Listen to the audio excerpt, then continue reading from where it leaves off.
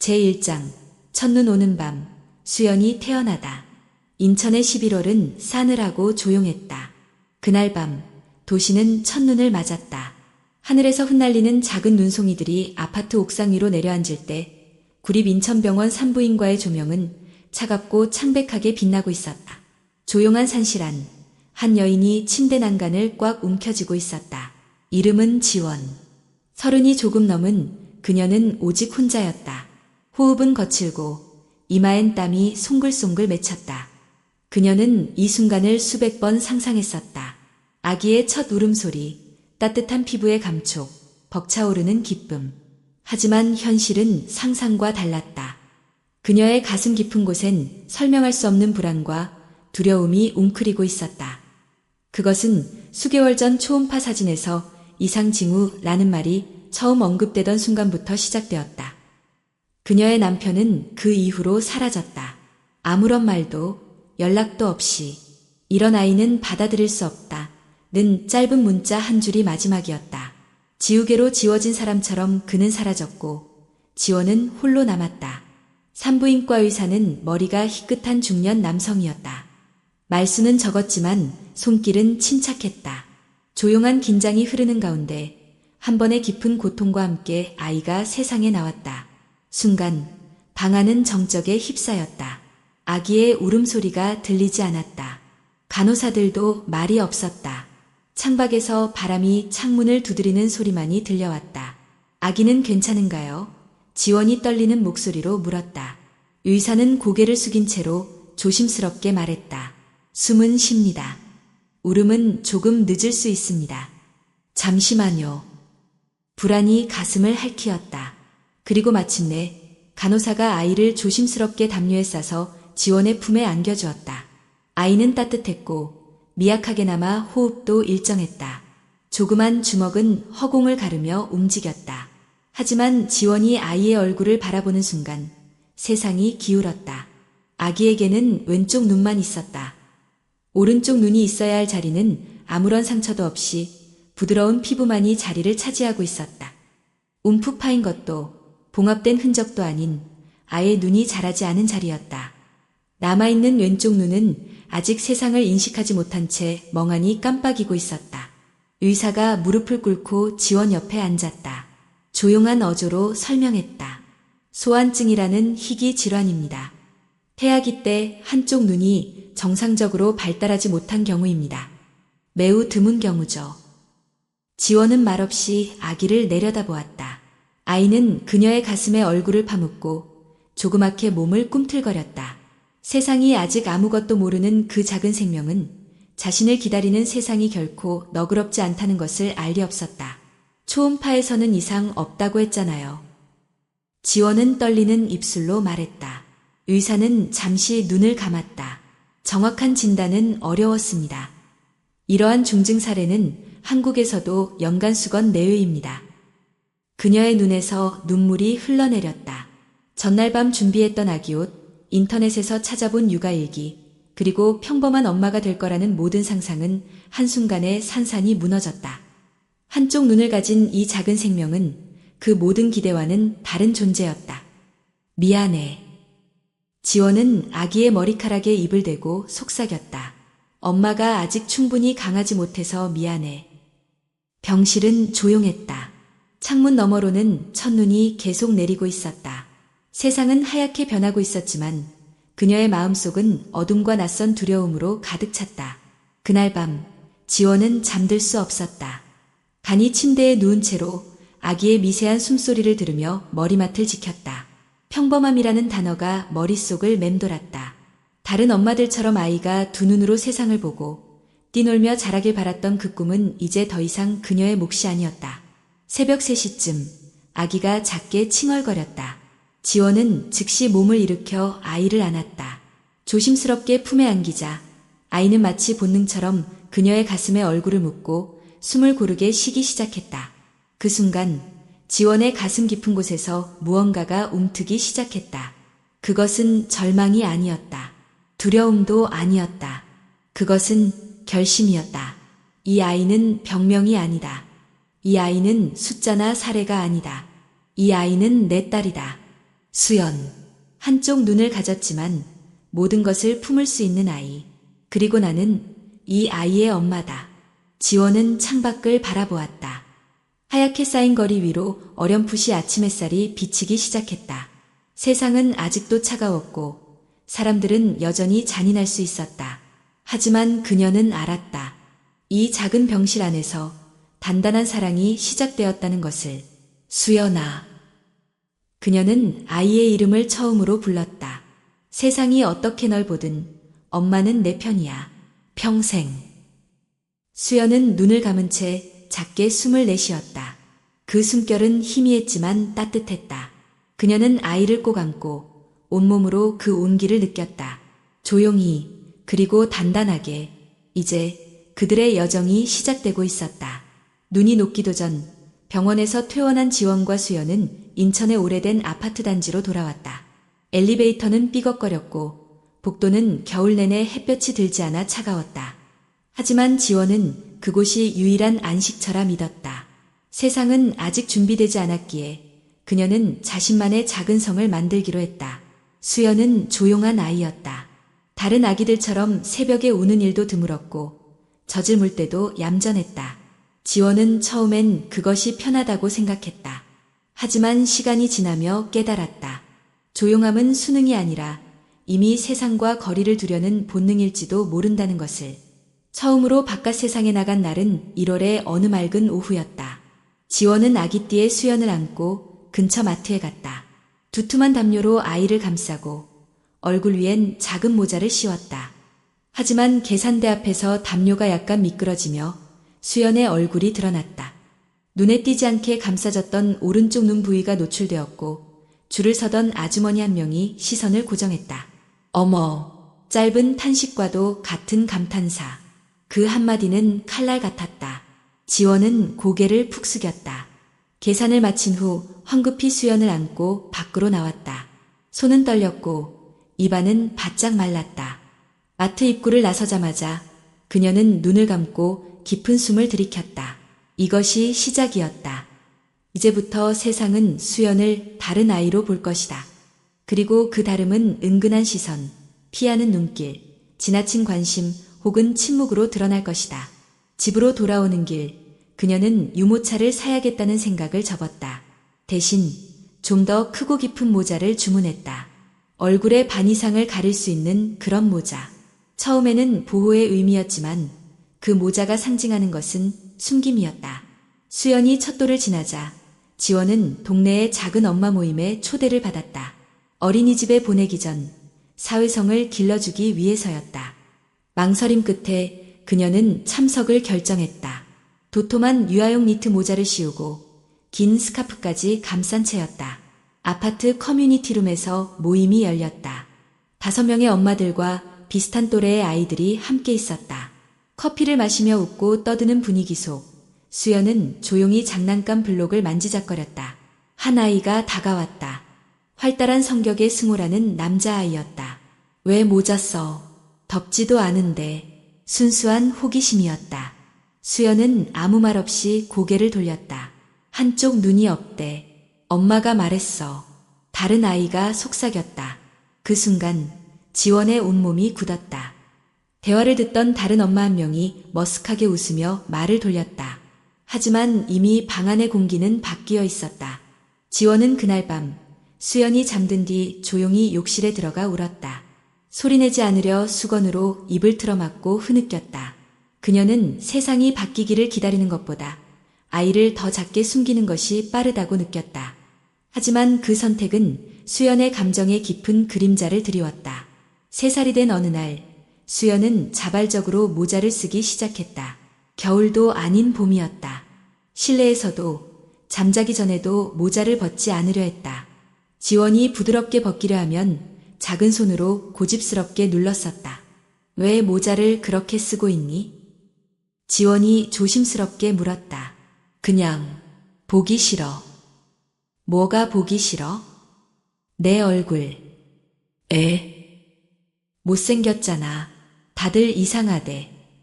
그 대화 이후 지원은 집안의 모든 거울을 치웠다. 욕실, 현관, 장난감 상자 옆 작은 손거울까지. 거울이 필요 없기를 바랐다. 아니, 거울을 무서워하지 않기를 바랐다. 그 대신 수연이 그린 그림들로 벽을 채워나갔다. 대부분은 하늘, 고양이, 꽃과 같은 평범한 유아용 그림이었지만 인물화만큼은 달랐다. 항상 한쪽 눈이 가려져 있었고 배경은 어두웠으며 얼굴은 절반만 완성된 채로 남겨졌다. 지원은 그것이 단순한 유치함이 아닌 내면의 표현임을 직감했다. 그러던 어느 날 수연이 자기 방의 옷장 거울을 스스로 가리려 했다. 손에 테이프를 들고 스카프를 펼쳐놓은 채 의자 위에 올라서 있었다. 지원이 조심스럽게 다가갔다. 뭐 하는 중이야? 수연아, 이 거울도 싫어. 왜 싫어? 틀려 보여. 이상한 내가 나와. 그날 밤 지원은 잠들지 못했다. 수연을 품에 안고 그녀는 머릿속으로 수백 번을 되뇌었다. 어떻게 해야 할까? 어떻게 해야 우리 딸이 자기 얼굴을 부끄러워하지 않게 만들 수 있을까? 그녀는 심리상담서를 찾고 육아 전문가 블로그를 읽고 시청교육청의 상담센터를 문의했다. 그러나 모든 답변은 추상적이고 현실은 냉정했다. 가장 큰 문제는 외부가 아니라 수연 스스로의 인식이었다. 다음 날 지원은 작은 결심을 했다. 숨기는 것이 아니라 보여주는 연습을 시작해야겠다. 하지만 그것이 얼마나 어려운 싸움이 될지는 아직 그녀도 몰랐다. 4살이 된 수연은 말수가 적고 조용한 아이였다. 장난감을 갖고 놀 때도 TV를 볼 때도 거의 표정을 바꾸지 않았다. 웃음은 드물었고 질문은 더욱 적었다. 대부분의 시간 그녀는 모자를 쓴 채로 책을 넘기거나 색연필로 종이를 채웠다. 지원은 그런 수연의 조용함이 불편하지 않았다. 오히려 그 침묵 안에 깃든 무언의 감정들이 점점 더 분명해지고 있다는 사실이 두려웠다. 봄이 시작될 무렵 지원은 지역의 작은 미술치료 교실을 알아보았다.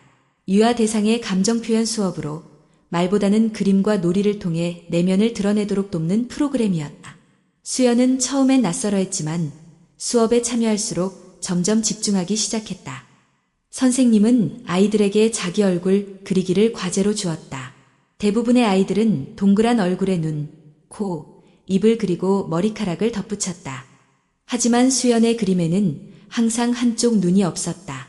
마치 실수인 것처럼 아니면 일부러 지운 것처럼 눈 하나가 비워져 있었다. 이건 너니? 선생님이 물었다.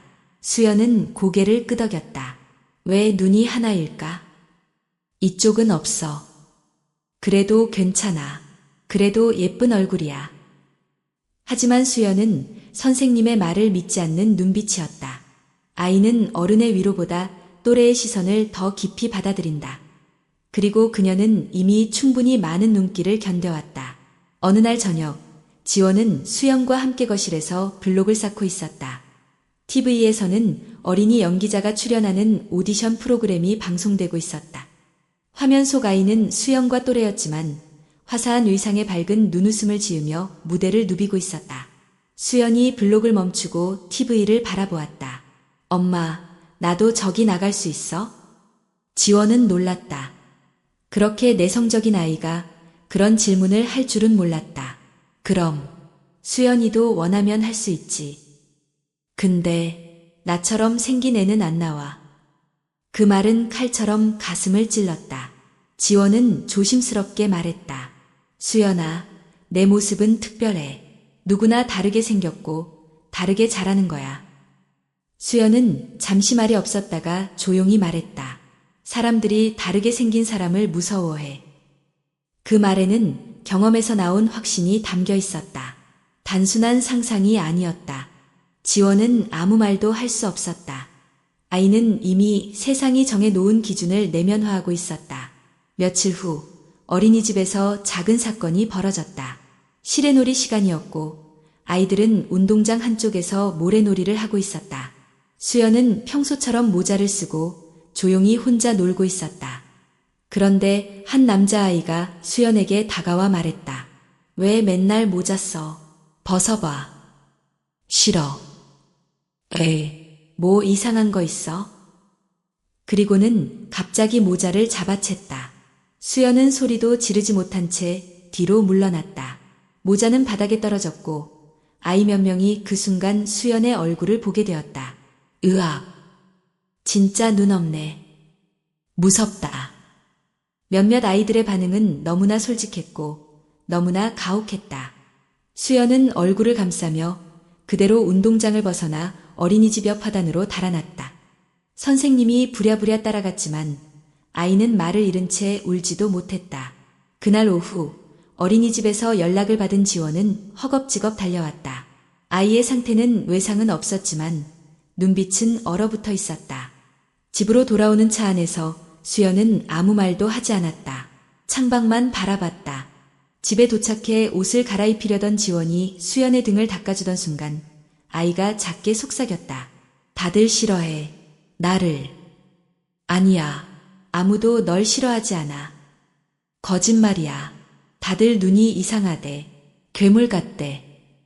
그 순간 지원은 더 이상 위로할 말이 떠오르지 않았다. 그 어떤 책, 그 어떤 강연에서도 이런 순간을 위한 대답은 없었다. 그녀는 아이를 품에 안고 말없이 등을 토닥였다. 그날 밤 수연은 잠들지 않았다. 침대에서 몸을 뒤척이며 낮은 소리로 혼잣말을 했다. 거울도 싫고 사진도 싫어. 나 같은 애 아무도 안 좋아해. 지원은 아이 방문 앞에서 그 말을 들었다. 벽에 기대어 주저앉은 그녀는 조용히 울었다. 더 이상 아이의 다름을 감추는 것으로는 이 고통을 막을 수 없다는 사실을 절실히 깨달았다. 다음 날 지원은 거울을 한 장 다시 걸었다. 화장실 세면대 위 작은 거울이었다. 그 위에는 그녀가 쓴 문장이 붙어 있었다. 여기 있는 얼굴은 사랑받을 자격이 있다. 그리고 수연을 바라보며 말했다. 거울을 다시 보자. 수연아, 너는 괴물이 아니라 우리 집의 빛이야.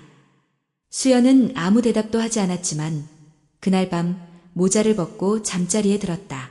그것이 시작이었다. 작고 미약하지만 분명한 시작. 3월의 인천은 아직 찬바람이 남아 있었다. 하지만 초등학교는 새학기를 맞아 분주했다. 수연은 드디어 초등학교 1학년이 되었다. 교복 대신 알록달록한 배낭과 운동화, 그리고 여전히 그녀의 모자. 첫날 엄마 손을 꼭 잡고 등교하던 그 모습은 여느 아이들과 다를 바 없었다. 다만 수연은 누구보다 조용했고 눈빛은 조심스러웠다. 학교의 담임 선생님은 젊은 여성 교사였고 따뜻한 성격이었다. 그녀는 수연의 상태를 사전에 전달받고 학급 분위기를 세심하게 조율하려 노력했다. 수업 시간에는 특별한 문제는 없었다. 하지만 쉬는 시간, 급식 시간, 체육 시간처럼 규범 밖의 순간들이 찾아오면 문제는 점점 모습을 드러냈다. 아이들은 다정했지만 솔직했다. 호기심은 때때로 잔인했고 말은 무기가 되었다. 수연이는 왜 항상 모자 써? 병원 다녀왔대. 눈 하나 없대. 진짜. 그럼 해리포터처럼 마법 쓰나? 그 말에 웃는 아이도 있었고 놀라는 아이도 있었다. 수연은 대꾸하지 않았다. 다만 고개를 숙이고 조용히 책상만 바라보았다. 3월의 어느 목요일 체육 수업이 있는 날이었다. 운동장에는 얇은 눈이 녹지 않고 얼어붙어 있었다. 수업은 조깅과 간단한 게임으로 이루어졌다. 수연은 늘 그렇듯 모자를 눌러쓰고 운동장 한쪽에 조용히 서 있었다. 선생님은 아이들을 관찰하며 조심스럽게 참여를 유도했다. 하지만 바로 그날 일이 벌어졌다. 게임이 끝나고 정리하던 중 장난기가 많은 남자아이 경우가 다가왔다. 그는 이전부터 수연에게 관심이 많았다. 야, 모자 좀 벗어봐. 나 궁금해. 싫어. 너 뭐 숨기고 있잖아. 경우는 웃으며 장난처럼 손을 뻗었고 순간 수연의 모자가 벗겨졌다. 바람이 불고 그녀의 얼굴이 햇빛 아래 드러났다. 아이들은 멈춰섰다. 우와, 진짜 눈이 없네. 이상해. 그 몇 초간의 정적 속에서 수연은 아무 말 없이 뒷걸음질 쳤다. 눈물도 나지 않았다. 공기 중의 시선들이 그녀를 찌르는 것 같았다. 그리고 등 뒤에 있던 얼음 위에 발이 걸려 넘어졌다. 쿵. 이마가 콘크리트 바닥에 부딪히며 둔탁한 소리가 났다. 순간 모든 아이들이 비명을 질렀다. 선생님. 수연은 그대로 엎어진 채 움직이지 않았다. 얼굴 옆으로 피가 흘렀고 왼쪽 눈은 감겨 있었다. 선생님은 즉시 달려와 그녀를 들어올리고 응급처치를 하며 보건실로 데려갔다. 곧바로 119가 호출되었고 병원으로 이송되었다. 그 시간 지원은 직장에서 연락을 받고 병원으로 달려왔다. 응급실에 도착했을 때 수연은 CT를 찍고 있었다. 간호사는 차분하게 말했다. 다행히 뇌진탕은 없고 이마에 상처만 있어요. 몇 반을 꿰매야 해요. 지원은 안도와 함께 분노가 치밀었다. 병실에서 마취에 취해 잠들어 있는 딸의 얼굴을 바라보며 그녀는 처음으로 자신에게 물었다. 나는 과연 이 아이를 잘 지켜내고 있었던 걸까? 치료를 마치고 회복실로 옮겨졌을 때 수연은 천천히 눈을 떴다. 엄마. 지원이 다가가 손을 잡았다. 응, 엄마 여기 있어. 다 고쳐졌어? 어디가? 내 얼굴. 이번엔 고쳤어? 순간 지원의 숨이 멎는 것 같았다. 아니야. 수술 아니야. 그냥 상처 꿰맸어. 그럼 그 눈은 그대로야? 응, 그대로야. 수연은 조용히 고개를 돌려 천장을 바라보았다. 왜 아무도 안 고쳐줘? 왜 나만 이래? 지원은 말을 잃었다. 위로가 아닌 진실을 말해야 하는 순간임을 느꼈다. 그녀는 조심스럽게 말했다. 수연아, 엄마도 처음엔 혼란스러웠어. 하지만 내 눈은 잘못된 게 아니야. 그냥 다른 거야. 사람마다 얼굴이 다르듯이. 근데 애들은 그렇게 안 봐. 그 말에 지원은 울고 싶어졌다. 그럼 이제 어떻게 해? 수연의 질문은 단순했지만 그 무게는 어른조차 감당하기 어려웠다. 그날 밤 병실의 조명 아래에서 지원은 딸을 꼭 안고 있었다. 그리고 속으로 다짐했다. 더 이상 숨기지 않겠다. 더 이상 외면하지 않겠다. 수연이가 자신을 있는 그대로 사랑할 수 있도록 내가 먼저 보여주겠다. 다음 날 지원은 노트북을 열고 무언가를 쓰기 시작했다. 그것은 학교를 향한 항의가 아니었다. 다른 부모를 향한 비난도 아니었다. 그것은 세상을 향한 고백이었다. 제목은 이렇게 시작되었다. 내 딸은 당신이 편하게 바라보라고 태어난 존재가 아닙니다. 병원에서 퇴원한 지 이틀 후 수연은 아직 학교에 가지 않았다. 이마에 붙은 반창고가 눈에 띄었고 붓기는 조금 가라앉았지만 상처 자국은 그대로였다. 지원은 아이가 원할 때까지 기다리기로 했다. 강요하지 않겠다고, 스스로 걸어 나올 수 있도록 믿어주겠다고 다짐했기 때문이었다. 그날 아침 식탁 위에 놓인 죽을 절반쯤 먹던 수연이 갑자기 말했다. 엄마, 나 편지 써도 돼? 편지, 학교에, 친구들한테. 지원은 잠시 놀랐지만 고개를 끄덕였다. 물론이지. 도와줄까? 아니, 나 혼자 쓸래. 엄마는 나중에 읽어줘. 수연은 작은 손으로 공책과 연필을 챙겨 자기 방으로 들어갔다. 방문은 닫혔고 조용한 시간이 흘렀다. 지원은 방해하지 않았다. 그 시간이 얼마나 중요한지, 그 침묵 속에 얼마나 많은 감정이 흐르고 있을지를 알고 있었기 때문이다. 3시간 후 수연은 거실로 나왔다. 손에는 접지 않은 A4 용지 7장이 들려 있었다. 읽어줄래? 지원은 조심스럽게 고개를 끄덕이며 아이 곁에 앉았다. 편지는 단순한 사과 요청도 분노의 항의도 아니었다. 그것은 진심 어린 자기소개서였고 동시에 세상에 대한 질문이었다. 첫 문장은 이렇게 시작되었다. 안녕하세요. 저는 1학년 2반 김수연입니다. 편지 속에서 수연은 자신이 태어날 때 한쪽 눈이 없었고 그래서 의학적인 치료를 받아야 했던 과정을 간단히 설명했다. 그리고 이어서 이렇게 썼다. 사람들은 제가 이상하다고 말해요. 무섭다고도 하고요. 하지만 저는 괴물이 아니에요. 그냥 여러분과 조금 다를 뿐이에요. 그 문장을 읽는 순간 지원의 목구멍이 꽉 막혔다. 눈물이 고였지만 아이의 눈을 마주치며 꾹 참았다. 수연은 계속 읽어나갔다. 저는 초코우유를 좋아하고 그림 그리기를 좋아해요. 강아지보다 고양이를 더 좋아하고요. 밤에는 잠들기 전에 오늘 하루 어땠는지 엄마한테 말하는 걸 좋아해요. 저도 다른 애들이랑 비슷해요. 단지 얼굴이 조금 달라요. 저는 모자를 쓰는 이유가 숨기기 위해서였어요. 사람들이 무서워했기 때문이에요. 하지만 이제는 모자를 벗고 싶어요. 제가 뭘 숨겨야 하는지 모르겠어요. 다음에 저를 보면 그냥 안녕이라고 말해주세요. 모자 벗은 저도 여러분 친구예요. 편지를 다 읽고 난 지원은 아이를 꼭 안아주었다. 수연은 아무 말 없이 품에 안겼다. 그 품 안에서 그녀는 더 이상 부끄럽지 않았다. 다음 날 지원은 담임 선생님에게 연락했다. 병원 상황과 아이의 감정 상태를 설명하며 아이가 편지를 직접 반 아이들에게 읽고 싶어 한다고 전했다. 선생님은 잠시 망설이다가 조심스럽게 말했다. 아이들이 놀라지 않을까요? 놀라게 될지도 모르죠. 하지만 놀라는 것으로 끝나지 않게 하는 게 어른의 역할 아닐까요? 그리고 월요일, 수연은 다시 학교에 갔다. 모자를 쓰지 않은 채 이마의 상처가 그대로 드러난 얼굴로 교실 문을 열었다. 아이들은 웅성거렸지만 아무도 소리내어 말하지 않았다. 선생님은 조용히 수업을 멈추고 말했다. 얘들아, 수연이가 너희에게 할 말이 있대. 수연은 교탁 앞에 섰다. 손에는 그날 아침 다시 다듬은 편지가 들려 있었다.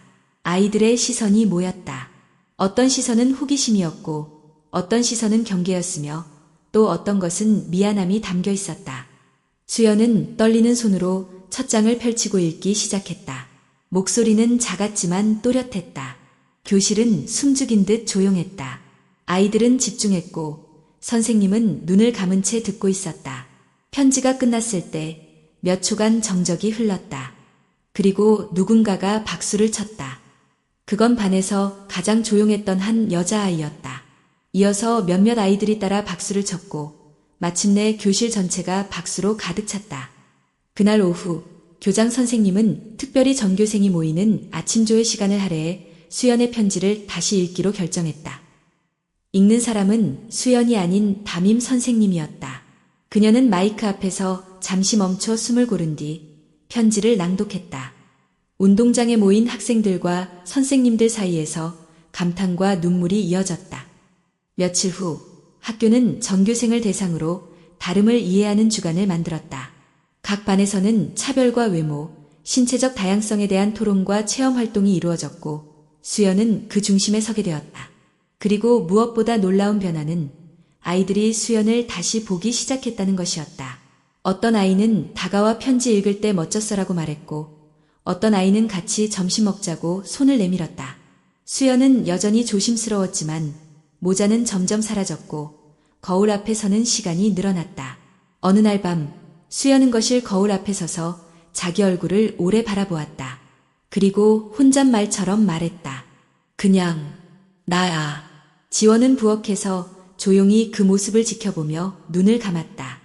그토록 원하던 순간이었다. 아이가 자기 자신을 있는 그대로 마주한 순간.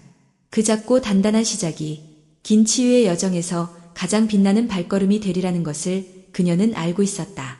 편지를 통해 자신의 이야기를 나눈 후 수연의 학교 생활은 눈에 띄게 달라졌다. 완전히 변한 건 아니었지만 아이들의 눈빛엔 분명 변화가 있었다. 이상함 대신 이해가 조금씩 자리를 잡기 시작했고 누군가는 다가와 이야기를 나눴고 누군가는 함께 앉아 급식을 먹었다. 그 변화는 지원에게도 위로가 되었다. 수연이 외모로만 규정되지 않는 경험을 쌓아간다는 사실은 그녀가 처음으로 딸의 내일을 긍정적으로 그릴 수 있게 만들었다. 어느 날 담임 선생님이 지원에게 전화를 걸어왔다. 혹시 수연이가 방송국 오디션에 관심 있을까요? 지역 방송사에서 어린이들을 대상으로 하는 교양 프로그램에 고정 출연자를 모집하고 있었다. 아이의 시선으로 세상을 보는 콘셉트였고 다양한 배경과 이야기를 가진 아이들을 찾는다는 취지였다. 지원은 수연에게 조심스레 제안했다. 카메라 앞에 서는 거야. 내 이야기를 더 많은 사람들과 나눌 수 있어. 나처럼 생긴 애도 괜찮대? 그게 내 장점이 될 수도 있어.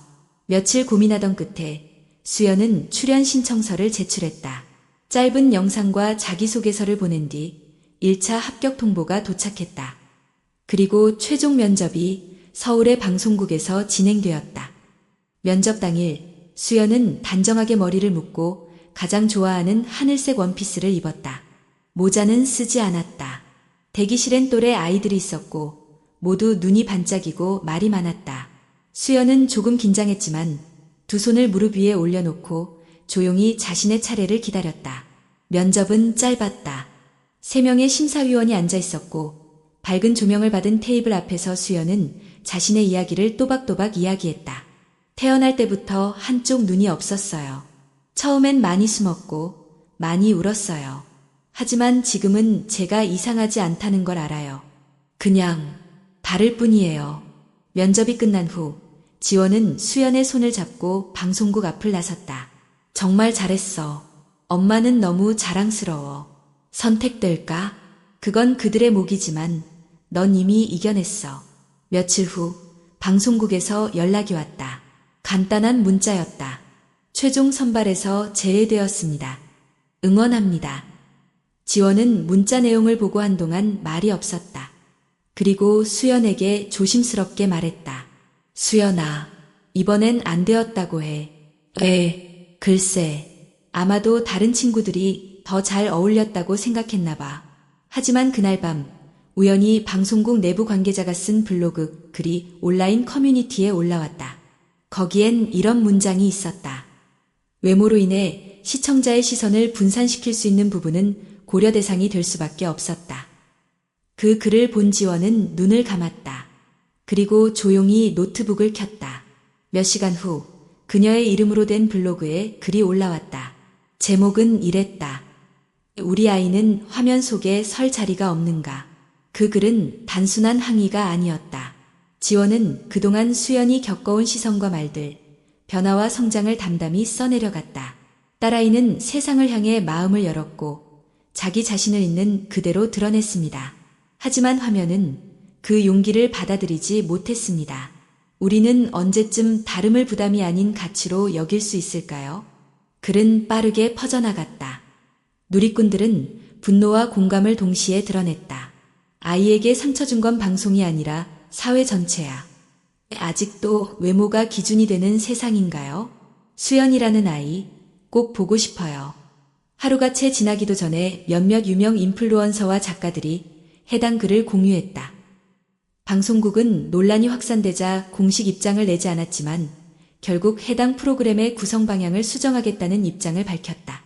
그 와중에 또 다른 프로그램 제작진이 지원에게 연락했다. 저희는 수연 양을 초대하고 싶습니다.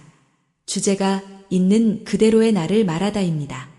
수연은 이번에도 긴장했지만 이번엔 다르게 말했다. 이번엔 거절당해도 괜찮아. 그냥 내 얘기를 말하고 싶어. 녹화는 차분한 분위기 속에서 진행되었다. MC는 수연에게 이렇게 물었다. 수연이는 왜 자기 이야기를 나누고 싶었을까요? 사람들이 모르는 게 많아서요. 눈이 다르면 생각도 다르다고 생각하니까요. 근데 사실 별로 안 달라요. 그냥 나는 나예요. 그날 방송이 나가고 나서 수연의 이름은 포털 사이트 실시간 검색어에 올랐다. 학교에서도 교장 선생님이 그녀를 축하해 주었고 친구들은 방송 봤어 라며 다가왔다. 하지만 수연은 조용히 웃으며 말했다. 이제 방송보다 거울이 더 익숙해졌어. 지원은 그 말을 들으며 생각했다. 거울 속 수연이 자신을 부끄러워하지 않는 세상이 비로소 조금씩 가까워지고 있다고. 방송 출연 이후 수연의 일상은 겉보기에는 크게 달라지지 않았다. 여전히 같은 학교, 같은 교실, 같은 책가방이었다. 하지만 그녀의 내면은 분명 달라져 있었다. 거울을 외면하지 않게 되었고 사진을 찍을 때 모자를 벗을 수 있게 되었으며 사람들 앞에서 자신의 생각을 말할 수 있게 되었다. 그 변화의 흐름은 아주 작고 조용했지만 지원은 그것이 얼마나 위대한 진보인지 알고 있었다. 외부의 시선이 아이를 바꾼 것이 아니었다. 수연 스스로 자신을 바라보는 눈을 다시 쓴 것이었다. 그 무렵 미술교사인 안 선생님이 수연에게 다가왔다. 그녀는 학교 미술부지도 교사로 아이들의 창작 활동을 세심하게 관찰하던 사람이었다. 수연아, 내 그림을 보고 싶어. 처음엔 단순한 관심 같았다. 하지만 수연이 제출한 몇 장의 그림을 본 순간 안 선생님의 눈빛이 달라졌다. 그림 속 인물들은 하나같이 특징적이었다. 절반이 어둠에 잠긴 얼굴, 한쪽 눈만 빛나는 동물, 가면을 벗은 아이. 색감은 깊고 선명했고 인물들은 모두 수연의 내면을 비추는 거울 같았다. 이건 내가 꾸며낸 이야기니? 아니면 내 이야기니? 둘 다예요. 수연이는 어떤 세상을 그리고 싶은데? 제가 무섭지 않게 보일 수 있는 세상이요. 그 말은 안 선생님의 가슴을 울렸다. 그녀는 지원에게 연락해 지역 아동미술 전시에 수연의 작품을 출품하자고 제안했다. 지원은 망설임 없이 동의했고 수연도 고개를 끄덕였다. 이제는 보여진다는 것이 꼭 두려움만은 아니었기 때문이다. 전시날 인천시립문화회관의 갤러리에는 다채로운 아이들의 작품이 걸려 있었다. 그 중에서도 수연의 그림은 유독 눈에 띄었다. 제목은 보이는 것과 보이지 않는 것. 그림 속 소녀는 한쪽 눈을 감고 있었지만 그 눈 너머로 별이 쏟아지고 있었다. 관람객 중 한 명이 말했다. 이 아이, 눈이 하나인 건가요? 네. 근데 그림은 둘 이상의 눈으로 그린 것 같아요. 그 말을 들은 지원은 눈시울이 붉어졌다. 수연은 이제 세상을 향한 시선을 받아내는 것에서 그치지 않고 자신만의 시선으로 세상을 표현하고 있었다. 전시가 끝난 후 수연은 새로운 도전에 관심을 가졌다. 바로 운동이었다. 평소에는 몸을 움직이는 것보다 책상에 앉아있는 걸 좋아했지만 최근 TV에서 본 여자 축구 대표팀 경기 이후 무언가가 바뀌었다. 엄마, 나 축구해도 돼? 물론이지. 왜 갑자기? 골키퍼가 멋있었어. 마치 누가 덤벼도 막아낼 수 있을 것 같았어. 학교 축구 동아리는 그리 크지 않았고 대부분 남자아이들이었다. 수연은 주저했지만 안 선생님과 체육교사의 격려로 도전하기로 했다. 처음에는 어색하고 실수가 많았다. 골대 앞에서 움직임이 굼뜨고 공을 피할 때도 있었다. 몇몇 아이들은 수근거렸다. 한쪽 눈이면 거리감 못 맞추는 거 아냐? 괜찮을까? 하지만 수연은 멈추지 않았다. 방과 후에도 남아서 연습했고 교문 앞 주차장에서 지원과 함께 패스 훈련을 하기도 했다. 주말이면 동네 체육공원에서 작은 고무공으로 반응 속도를 키우는 연습을 했다. 몇 주 후 교내 친선 시합에서 수연은 첫 공식 경기에 나섰다. 상대팀은 훨씬 강했고 전반전에만 2골을 내줬다. 하지만 후반전 수연은 놀라운 선방을 보여주었다. 빠른 슛, 낮은 드리블, 골문 앞에 혼전 상황 속에서 수연은 집중했고 몸을 던졌다. 관중석에서 나이스 라는 소리가 처음으로 울려 퍼졌다. 수연은 골대 앞에서 고개를 들고 손에 묻은 흙을 바라보았다. 두려움이 아니라 뿌듯함이 피어올랐다. 경기 후 체육교사는 말했다. 수연이는 시야를 마음으로 확보하는 것 같아. 눈이 아니라 감각으로 판단하더라. 이후 아이들은 수연을 우리 팀 골키퍼로 불렀다. 더 이상 눈 하나 없는 아이가 아니었다. 팀 안에서 그녀는 하나의 존재로 자리 잡았다. 그날 밤 수연은 일기장에 이렇게 적었다. 처음엔 나를 숨기고 싶었고 나를 설명하고 싶었어. 지금은 그냥 나를 보여주고 싶어. 지원은 딸의 방문 앞에서 그 글을 읽었다. 창밖엔 봄비가 내리고 있었고 그녀는 조용히 되뇌었다. 이제 수연이는 자기 무대를 만들어가고 있어. 2학기가 시작되던 날 교실 분위기는 다소 어수선했다. 여름방학이 끝난 직후라 아이들은 오랜만에 만난 친구들과 떠들썩했고 교실 안엔 햇살과 웃음이 가득했다. 그런데 그날 한 명의 전학생이 들어왔다. 얘들아, 새로운 친구를 소개할게. 이쪽은 문하린. 이번에 서울에서 전학 왔어. 문하린은 말없이 인사했다. 교복 대신 긴 소매옷을 입고 있었고 왼쪽 얼굴을 머리카락으로 가리고 있었다. 수연은 그 모습이 낯설지 않았다. 자신이 과거에 늘 모자를 눌러쓰고 살던 시절이 떠올랐다. 쉬는 시간 아이들은 조심스럽게 할인에게 다가갔지만 그녀는 말이 없었고 눈도 잘 마주치지 않았다. 급식 시간에도 혼자 앉아 밥을 먹었고 체육 시간엔 끝까지 긴 소매를 벗지 않았다. 며칠 후 복도에서 우연히 수연은 할인과 단둘이 마주쳤다. 할인은 급히 고개를 숙였고 손으로 왼쪽 얼굴을 감쌌다. 그 순간 수연은 그녀의 뺨에 번진 붉은 흉터를 얼핏 보았다. 화상 자국이었다. 무언의 침묵이 지나고 수연은 조심스럽게 말했다. 안 아파. 하리는 놀란 듯 고개를 들었다. 그거 예전 거지? 지금은 괜찮아. 하리는 아무 말 없이 천천히 고개를 끄덕였다. 수연은 다가가 옆에 섰다. 나도 한쪽 눈이 없어. 어릴 땐 매일 모자 쓰고 다녔어. 하리는 놀라 눈을 크게 떴다. 근데 지금은 안 써. 무섭지 않아. 가끔 무서울 땐 있어. 하지만 혼자라고 생각하면 더 무서워. 그날 이후 수연은 하린 곁에 서기 시작했다. 급식 시간엔 옆자리에 앉았고 미술 시간엔 도화지를 나눠주었으며 체육 시간엔 함께 앉아 몸을 푸는 흉내를 내며 그녀의 긴 소매를 대신했다. 아이들은 점차 하린에게도 관심을 보이기 시작했다. 처음엔 조심스러웠지만 수연이 옆에 있다는 사실만으로 아이들은 거리낌 없이 다가올 수 있었다. 어느 날 미술 시간에 나를 상징하는 동물 그리기라는 주제가 주어졌다. 하리는 종이에 조그만 고슴도치를 그렸다. 등에는 뾰족한 가시가 있었고 얼굴은 작고 조심스러웠다. 왜 고슴도치야? 수연이 물었다. 건드리면 아플까 봐. 다들 가까이 오기 무서우니까. 근데 나는 안 아픈데.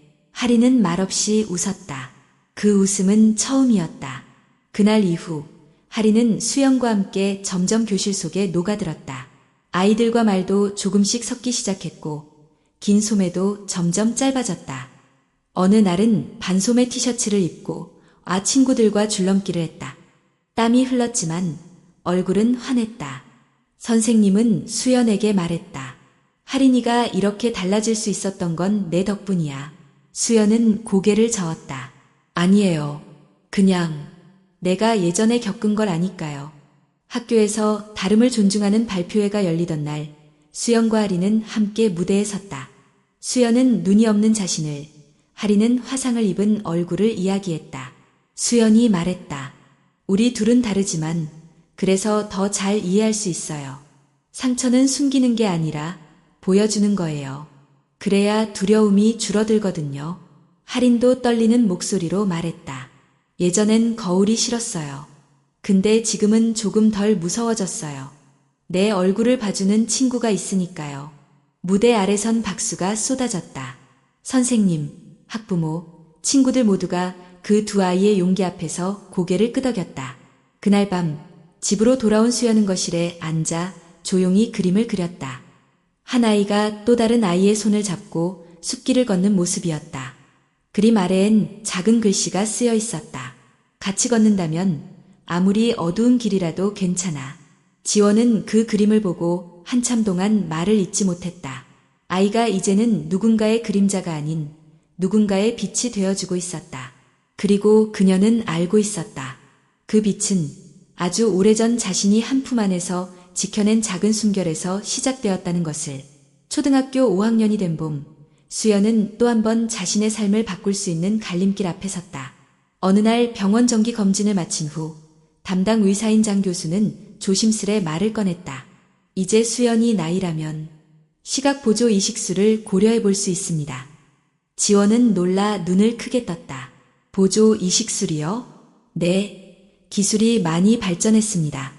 외형적으로 눈처럼 보이게 만드는 보철물뿐만 아니라 아주 일부 감각을 전달받을 수 있는 전자시각장치도 개발되고 있어요.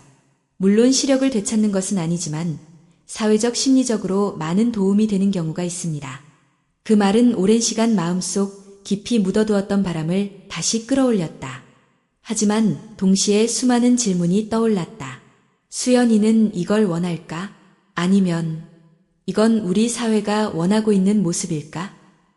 집으로 돌아오는 길, 수연은 아무 말이 없었다. 차창 밖을 바라보며 손가락으로 김이 낀 유리를 문지르고 있었다. 지원은 조심스럽게 말을 꺼냈다. 수연아, 혹시 아까 들은 이야기 어떻게 생각해? 그게 진짜 눈처럼 보인대? 겉으로는 거의 구분이 안 된대. 사람들도 잘 못 알아볼 정도래. 시력도 생겨? 그건 아니야. 아주 약간의 감각만 느낄 수 있대. 잠시 침묵이 흘렀다. 그럼 사람들이 나를 보며 안 놀라겠네. 그럴 수도 있지. 근데 나도 나를 못 알아볼 것 같아. 그 말에 지원은 놀랐다. 그건 아주 깊은 어른의 말이었고 오랜 시간 스스로를 들여다보지 않고서는 할 수 없는 대답이었다. 며칠 후 병원에서 정밀 진단을 받기 위해 다시 내원했다. 의사는 자세한 수술 설명을 해주었고 성공률과 회복기간, 관리 요령 등을 차분히 안내했다. 모든 설명이 끝났을 때 장 교수는 마지막으로 물었다. 수연아, 너는 이 수술을 받고 싶니? 수연은 의자에 앉은 채 고개를 숙였다. 긴 머리카락이 앞으로 쏟아졌다. 그리고 아주 천천히 고개를 들며 말했다. 그냥 나를 있는 그대로 봐주는 사람이 점점 많아졌어요. 나도 내 얼굴에 익숙해졌고요. 근데 이걸 바꾸면 내가 아닌 다른 사람처럼 느껴질 것 같아요. 장 교수는 고개를 끄덕이며 미소 지었다. 그 말이 가장 중요하단다. 수술은 선택일 뿐이야. 절대 강요가 아니야. 병원에서 돌아오는 길, 수연은 지원에게 물었다. 엄마는 내가 이 수술을 받았으면 좋겠어? 지원은 잠시 망설였다. 예전엔 내가 덜 힘들었으면 해서 그런 생각을 한 적이 있어. 근데 지금은 아니야. 넌 이미 너무 멋져. 내가 어떤 모습이든 상관없어. 그날 밤 수연은 오랜만에 일기장을 꺼냈다. 오늘 내 얼굴을 바꿀 수 있는 기회가 생겼다. 하지만 나는 바꾸지 않기로 했다. 왜냐하면 나는 지금의 나로 충분히 괜찮기 때문이다. 그 다음 주 학교에서는 자신을 소개하는 글쓰기 대회가 열렸다. 수연은 글의 제목을 이렇게 썼다. 없는 것이 보여준 것들. 글 속에서 수연은 한쪽 눈이 없는 삶을 이야기했다. 사람들의 시선, 아이들의 말, 그리고 거울과 사진을 피하던 시간. 하지만 이어서 그녀는 이렇게 적었다. 내가 눈 하나가 없어서 잃은 것도 있지만 그 덕분에 얻은 것이 더 많아요. 진짜 친구, 진짜 용기, 그리고 나 자신을요. 글은 교내 대회에서 최우수상을 받았고 지역 청소년 글쓰기 공모전에도 제출되었다. 몇 달 후 서울에서 열린 시상식에 수연은 초대되었다. 무대 위에서 글을 낭독한 그녀는 더 이상 고개를 숙이지 않았다. 수많은 관객들이 조용히 그녀의 말을 들었다. 누군가는 눈시울을 붉혔고 누군가는 박수를 아끼지 않았다. 그날 한 기자가 수연에게 물었다. 혹시 언젠가 시력을 되찾을 수 있다면 원하시나요? 수연은 망설임 없이 대답했다. 보지 못해서 보게 되는 것들도 있어요. 그게 제 인생에서 가장 특별한 선물이에요. 그 답변은 여러 언론에 실렸고 SNS에서는 진짜 어른보다 더 깊은 아이라는 댓글이 달렸다.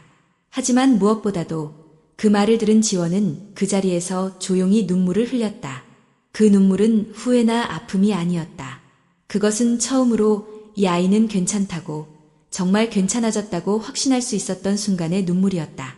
중학교에 입학한 첫날, 수연은 아침 일찍 거울 앞에 섰다. 세면대 위의 거울 속에는 긴 머리를 단정히 묶고 교복을 입은 자신이 있었다. 눈 한쪽은 여전히 공백으로 남아 있었지만 그것은 이제 그녀의 일부가 아니라 그녀 그 자체였다. 괜찮아. 나는 나야. 그녀는 중얼이며 미소 지었다. 중학교는 새로운 세계였다. 더 많은 친구들, 더 복잡한 관계, 더 날카로운 시선들이 존재했다.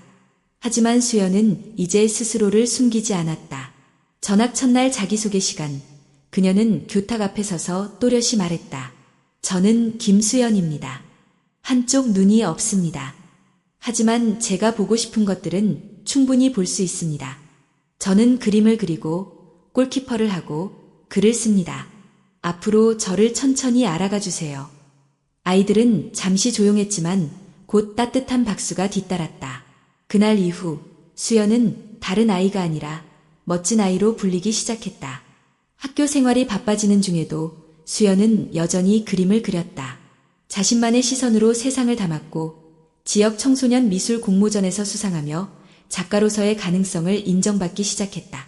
한쪽 눈으로 보는 세상은 좁지 않았다. 오히려 그녀만이 볼 수 있는 각도, 그녀만이 이해하는 감정들이 그림 속에 고스란히 담겼다. 방과 후에는 축구부 활동도 계속했다. 수연은 골키퍼로서의 본능을 발전시켰고 중요한 경기에서 결정적인 선방을 해내며 벽이라는 별명을 얻었다. 신체 조건보다 강했던 건 마지막까지 포기하지 않는 그녀의 태도였다. 어느 날 학교 도서관 게시판에 학생 자치회 회장 후보 모집 공지가 붙었다. 친구들은 수연에게 권했다. 너가 하면 진짜 잘할 것 같아. 우리 반 다 너 찍을걸. 넌 진짜 믿음 가는 사람이야. 수연은 며칠을 고민했다. 누군가를 이끄는 역할, 앞에 서는 위치. 예전의 자신이라면 상상도 못했을 일이었다. 하지만 지금은 달랐다. 그래, 나 해볼래. 후보 등록을 마친 수연은 연설문을 준비했다. 발표 당일 강당엔 전교생이 모여 있었다. 수많은 시선이 그녀를 향했다. 하지만 수연은 흔들리지 않았다. 그녀는 무대 위에서 천천히 말을 시작했다. 저는 김수연입니다. 제 얼굴엔 빈자리가 하나 있습니다. 어릴 땐 그 빈자리를 숨기고 싶었고 감추고 싶었습니다. 하지만 시간이 지나며 알게 됐습니다. 세상을 바꾸는 건 완벽한 얼굴이 아니라 솔직한 마음이라는 거요. 아이들은 조용히 그녀의 말을 들었다. 제가 회장이 된다면 우리 학교에 다름을 말해도 괜찮은 분위기를 만들고 싶어요. 누구든 자신의 모습대로 존재할 수 있는 공간. 비교보다는 이해가 먼저인 공간을요. 그 연설은 박수와 함께 끝났다. 그리고 며칠 뒤 수연은 전교회장으로 선출되었다. 그것은 단순한 선거 결과가 아니었다. 한 아이가 스스로를 받아들이고 성장하며 이제는 다른 이들의 길잡이가 되었음을 보여주는 상징이었다. 회장이 된 후 수연은 자기표현 주간이라는 프로그램을 제안했다. 학생들이 각자의 상처, 꿈, 고민을 이야기할 수 있는 시간. 그 주간의 마지막 날 수연은 작은 무대 위에 다시 섰다. 이번엔 자신이 쓴 시를 낭독했다. 보이지 않는 눈으로 한쪽 눈이 없다 해서 나는 절반이 아니다. 나는 조금 다를 뿐이다. 빛은 가장 어두운 구석에서 시작된다고 하니까 어쩌면 나는 빛의 시작일지도 모른다. 낭독이 끝나자 강당은 조용했다. 그리고 누군가의 울음이 들렸다. 그 울음은 곧 박수로 번졌고 학생들은 모두 자리에서 일어나 그녀를 향해 박수를 보냈다. 그날 밤 수연은 오랜만에 엄마와 함께 저녁을 먹었다. 지원은 딸을 바라보며 조용히 말했다. 이제야 알겠어. 내가 어떤 아이인지. 어떤 아이인데 어두운 데서도 길을 찾을 줄 아는 아이. 수연은 웃으며 대답했다. 그 길 엄마가 잡아준 거잖아. 봄이 끝나갈 무렵 수연은 교내 뉴스레터에 기고문을 남겼다. 제목은 세상을 향한 내 눈은 지금 이대로 충분합니다였다. 그 글의 마지막 문장은 이렇게 적혀 있었다. 다름은 결점이 아닙니다. 그것은 하나의 색깔이고 하나의 길입니다. 그리고 어떤 길이든 우리가 함께 걸어간다면 외롭지 않습니다. 저는 이제 그 길을 다른 이들에게도 비춰주고 싶습니다. 한쪽 눈으로 온 세상을 보기 위해. 그 문장은 학교 곳곳에 걸렸고 많은 이들의 마음에 오래도록 남았다. 수연의 이야기는 끝나지 않았다. 다만 이제 그녀는 더 이상 주인공이 되기를 바라지 않았다. 그녀는 무대 뒤에 서서 아직 말을 하지 못하는 누군가의 손을 잡아주기 위해 기다리고 있었다. 그것이 그녀가 선택한 빛의 방향이었다.